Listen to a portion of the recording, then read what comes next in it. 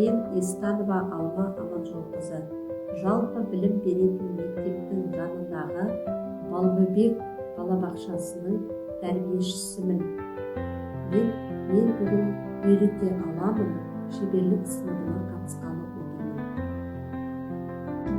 2 жастағы балалардың түстер туралы бастапқы түсініктерін қалыптастыру, қалдық материалдардан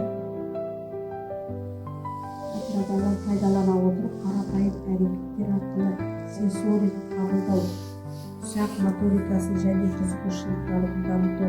Бірінші негізгі түстер қызыл, сары, көк ажырата білуге үйрету, қол қимылын, саусақ моторикасын дамыту, шығармашылық әрекеттерге қызығушылықтарын ояту. Экологиялық тәрбие беру, білім беру, қалдық материалдардан қолдану, ересектермен бірлесіп әрекет етуге үйрету. Сүлгінің ішіндегі қатты қағазды алып, керегі жоқ қағазды алып, енді бұлармен біз мұнара істейміз. Балалармен бұны дөңгелектетіп, консилер пышағымен кесіп аламын.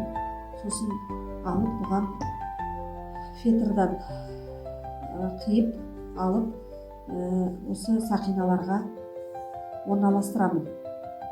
Орналастырып, түрлі қылып істеймін. Одан аламда мынандай карточка істеймін.